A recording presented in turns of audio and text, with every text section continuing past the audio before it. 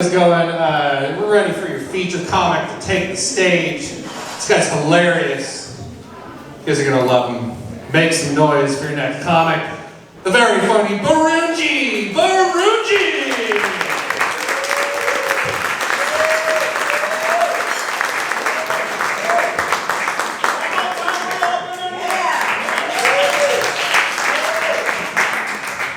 What's up, Brush Prairie? I can't even say this shit. Brush Prairie. He booked me this evening, like this afternoon. He called me. He's like, yo, you want to do this show? I was like, yeah. And I'm like, where is it? He's like, Brush Prairie, and I was like, yeah, I know where that is. I did not know where it is. And some weird shit happened. I'm not even making this up. I start my car to go, and I go like 15 minutes, and my car stopped. Yeah, my car was like, do not go to Brush Prairie. Yeah, did you guys, who lives here? Clap your hands if you live here, yeah? Drinks on those guys. I saw your house, it's pretty nice. I thought about dropping off some applications. I'm like, do you want a butler? A funny one? Yeah, it's a Brush Prairie. And then when you come in, it says dead end, and then it goes for 10 miles. This is the longest dead end, right? What? Okay. Brush Prairie. I can't say it. I tried. The bartenders told me. I was like, I can't do that. Yeah, man. It's cool though. It's good to be here. I didn't know there was a comedy show at the end of that road that I was driving. And you saw it. I mean, he already said it. It's like, you know, you get to, like, I don't know. Here's what happens. Every time I get booked for a show, I do some research on Wikipedia.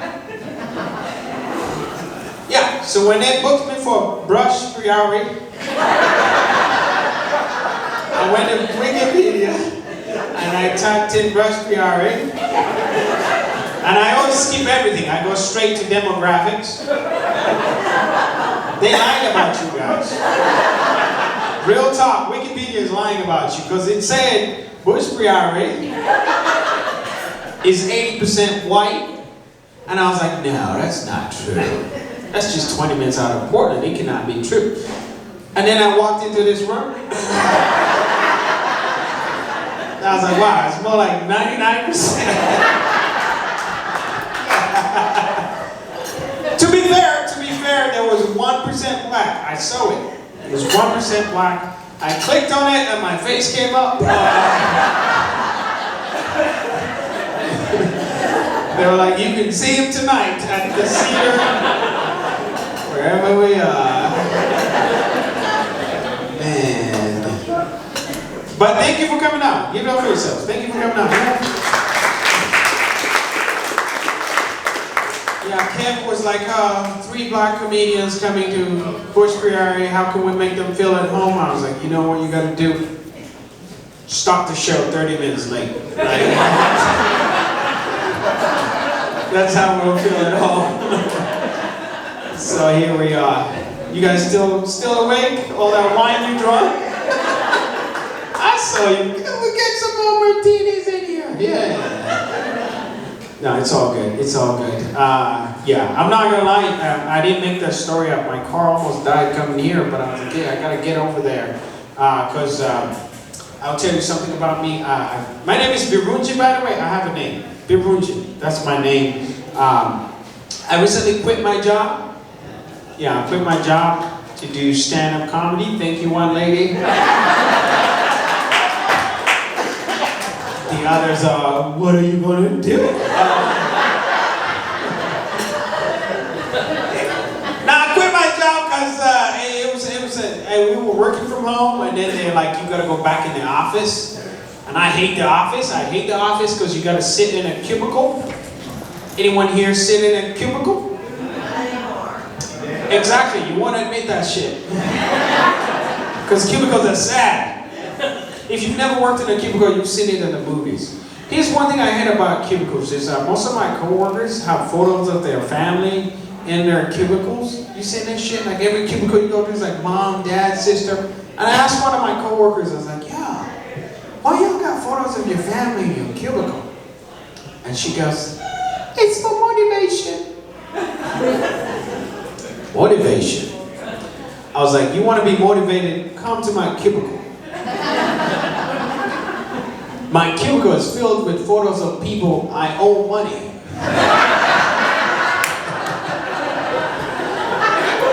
Yeah, you come over there like, oh my God, is that your grandpa? I'm like, no, that's my 60-year-old Asian landlord. I owe him $300,000. Oh my God, she's so cute. Is that your wife? I'm like, no, that's the stripper that takes my money. Every other month. Oh my God, is that your dad? Yeah, that's my dad. Take a good look. That's my dad. Yes, I owe him money too. Yeah, okay, the young people are laughing, the dads not so much. Yeah. Now, I quit doing comedy, trying to do comedy. My favorite thing about comedy is driving to the big comedy cities, you know, like LA, New York, Brush Prairie. Yeah, I love those cities. My only frustration is the best cities for comedy are also the most expensive cities, you know. Again, those cities that I mentioned. And I'll give you some context. I struggle spending money in these places because I'm actually originally from Uganda, where every American dollar is the equivalent of 100,000 Ugandan dollars. Wow, I was right. I'll repeat for the people in the back. Every American dollar is the equivalent of 100,000 Ugandan dollars. That's the reason why I struggle spending money in these cities. That's also the reason why I do not go to strip clubs. It has nothing to do with my morality. It has everything to do with the goddamn exchange rate. Not kidding. Last time I went to a strip club, I had a bunch of ones and I was sweating. I had a panic attack. I was looking at this stripper, looking at these ones. I was like, oh my God, this is the toughest financial decision that I ever have to make in my entire life. I'm looking at these ones, I'm looking at this stripper, I'm like, Birungi, think, oh my God, this is, oof, I've never been in this position before. And then finally it kicked in, I was like, oh, Birungi, think. I was like, you know what? I think I have two options here. Do I, oh my God. Do I put this stripper through college? Or do I build a school in my village? That's the level of decision making I'm at. Okay, some of you are laughing, some of you are looking at me weird. You're like, did he make the right decision? Don't worry, she's graduating this summer.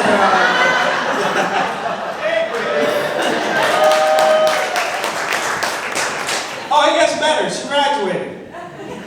Yeah, she graduated and she got a job working for a nonprofit that builds schools in Africa.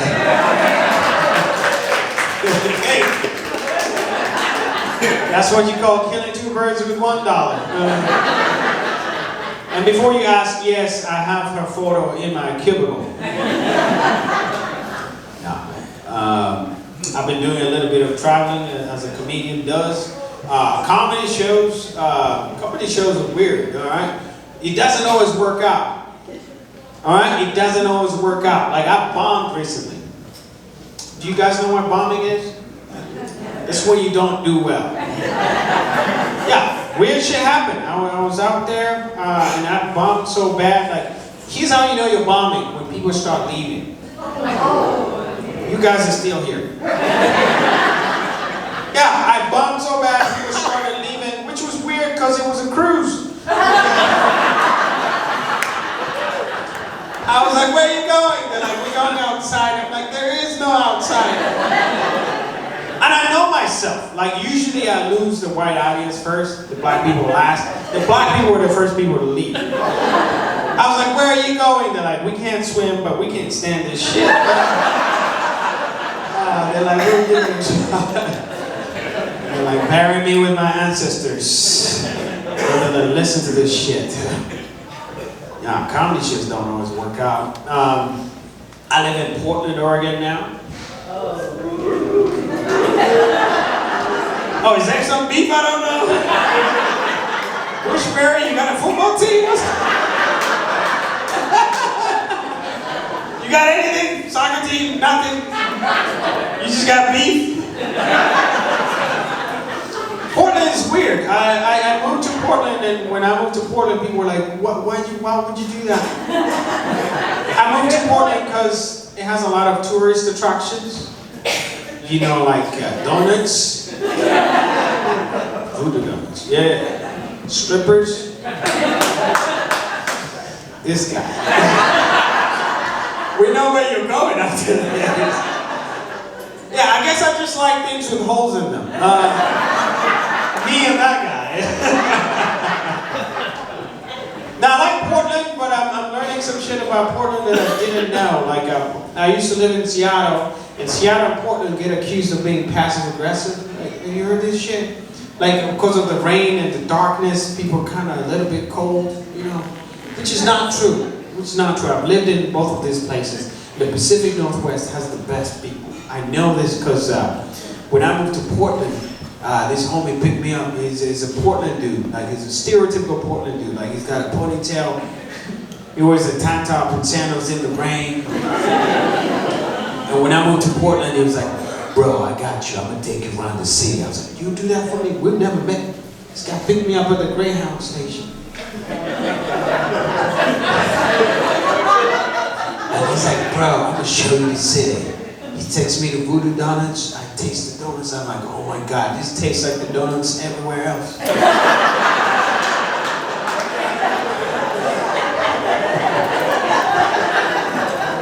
He's like, bro, you ain't seen nothing yet. He takes me to the strip club.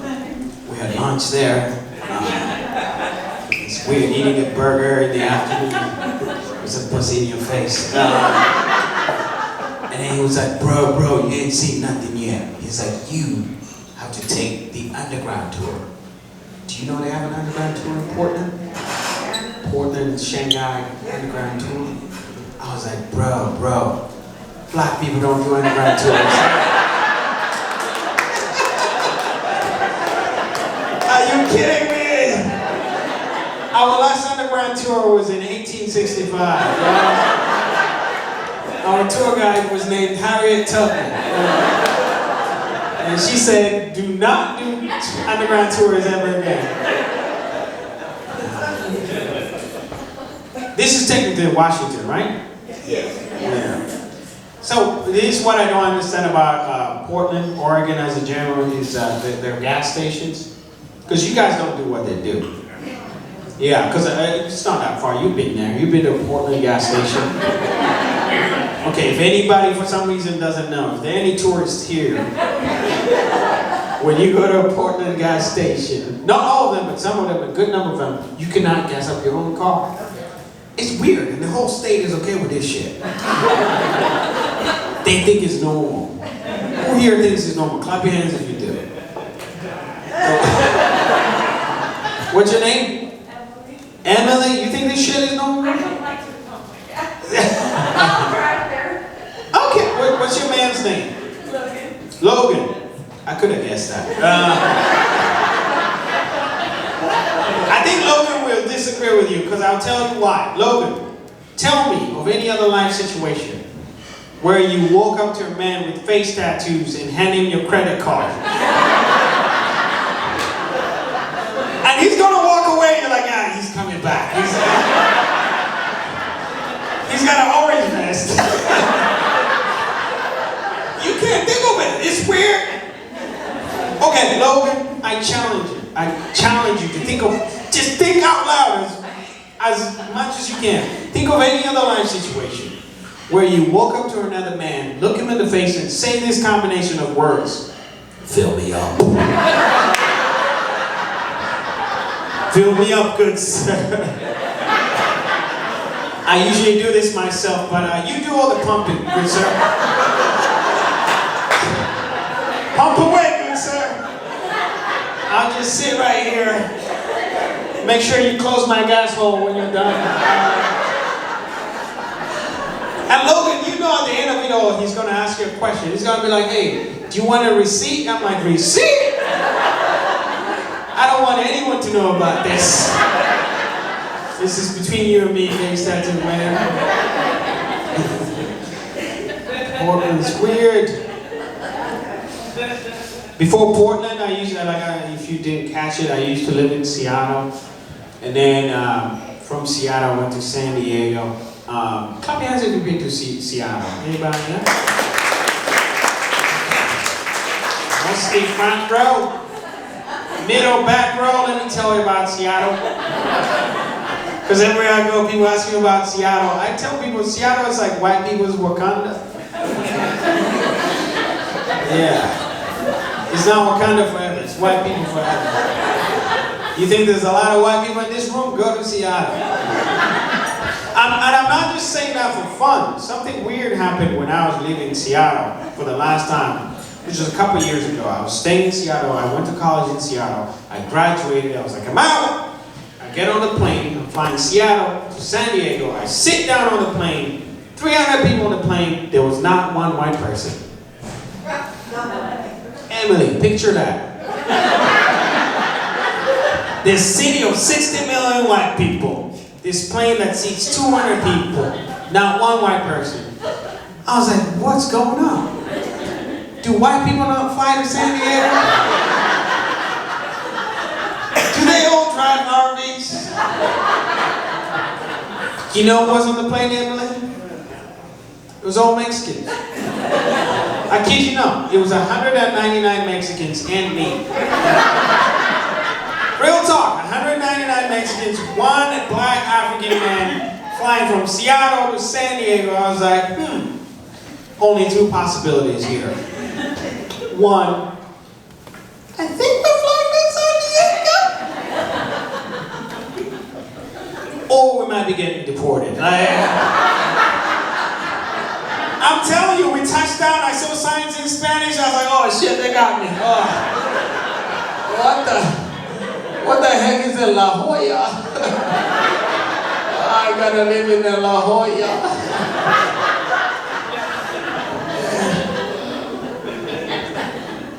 I guess I said this all to say I'm paranoid about immigration. Yeah, any immigrants here tonight? Did you just put your hand up? In this day and age, that someone asks any immigrants, and like, yeah, right here. That's how you get deported. Like, you're gonna be in El Salvador, they're like, how did you get here? It's like, I was at a comedy show. I was a little bit drunk. This comedian who was undercover. No, I'm paranoid. I'm paranoid about immigration. So paranoid that last year, I went ahead and got my green card. Yeah, I got my green card. Here's what I've noticed. American audience, when I tell you guys, hey, I got my green card, you look at me the way you just did. You're like, yeah, cool story, bro. I thought this was a comedy show. This guy's just reading his paperwork. Mexican audience, I tell them I got my green card, I get a standing ovation at this point. I'm telling you, they were doing the Mexican way. Woo! Quisiera es imposible. I don't speak Spanish, don't quote me on that shit. I got that from ChatGPT, the Spanish version. But I get it. I'm assuming most of you are American, except for those two people that are gonna get deported right after this show. So you're American, never needed a green card, don't know what it is. I have to explain it to my American friends, and I've tried different ways. The best I've come up with, I tell my American friends, a green card is like, it's like a membership card. A green card is like a Costco card. It's this special card that gives you access to this big place where everything is made in China. Okay, everyone knows what a green card is. Good. There are many ways to get your green card. You could get it by having special skills or a special degree, you know, like nursing, engineering, some shit like that.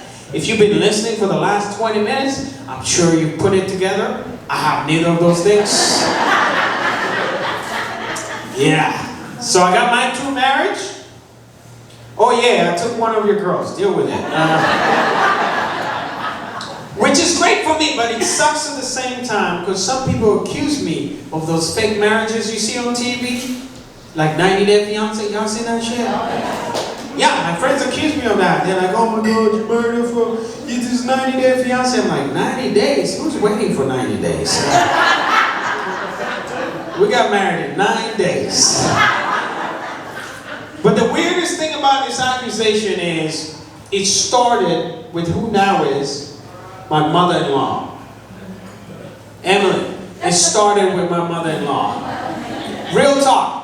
A few years ago, I proposed to my girl. I was like, babe, I love you. Mwah. She's like, I love you too. Mwah. We got my mother-in-law like, yo, we're getting married. And she starts crying. She's like, oh my God. Birungi, are you marrying my daughter for a green card? Please be honest with me. Are you marrying my daughter for a green card? I choked up. The room was silent. It was as silent as it is right now. I was like, ma'am, that is a strong accusation. Because you know I married your daughter because I love her. And most importantly, she has a good pussy. You made her, you shouldn't have made it so good. This is me toasting to the chef, you know? The apple is not far from the apple beach. Okay, people get uncomfortable with this.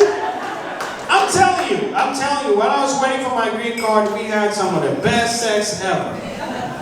I had no point, I had no choice. At that point, I was fucking for my freedom. I was fucking for freedom, liberty, and the pursuit of a happy ending. I see some couples here tonight, I see you. I'm not gonna make it awkward, I'm talking to the ladies right now. Ladies, you're dating an American man, Emily.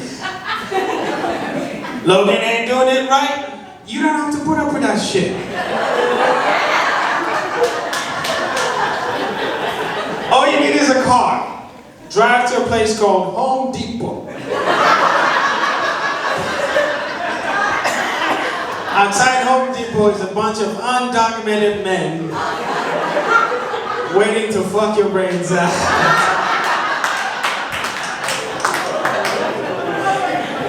Those men may be undocumented, but that dick will be documented. See? You'll be writing in your journal, you're like, oh my God, Jose. He can help you move a couch. He can also move your cooch. Oh yeah, we're dirty tonight. That's... Oh shit. Give it up for yourselves. That's not an easy job.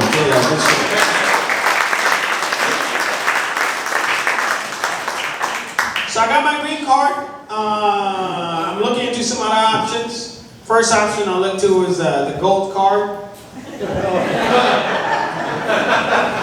You know the one, what's his name? Trump put out? You heard about the gold card? Yeah, it's like $5 million. I was like, I only got $25 right now, but talk to me in about 25 years. But the one I really want is the passport. I wonder what you got. What's your name, Gertrude? What? Is Gertrude? Okay, I guess, but I guess I was right. I want the passport. The only problem with the passport is to get the passport, you got to take the citizenship test, which I took, and it came back negative. Yeah, they were like, in the case of America, you are not a citizen. And I failed the test not because I'm stupid, it's just your history, it's too long. Yeah, it's 400 years, I'm not going to read all that. It's like Game of Thrones. Too late to get into it. Here's why I felt. I came here in 2010, and I answered Obama for everything. Yeah, they were like, who discovered the state of Hawaii? I was like, okay. Obama's from Hawaii. Obama? And they were like, who ended slavery? I was like, trick question, but I'm gonna go with the black guy.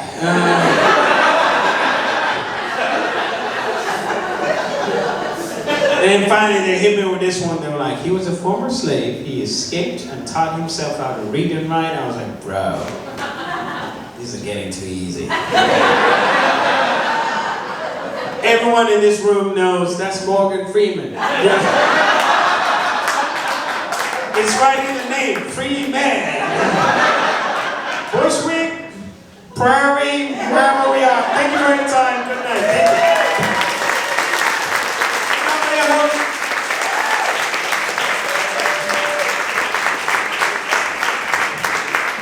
Yeah, let's give it up for Birungi, everybody. Yeah. Did he mention he's originally from Uganda? Yeah? Alright, well then give me some love because I had to pay a 50% tariff for him to come to this set tonight.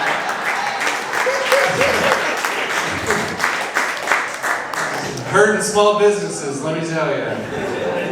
Alright guys, we are ready for your headliner. Thank you guys so much for coming out tonight.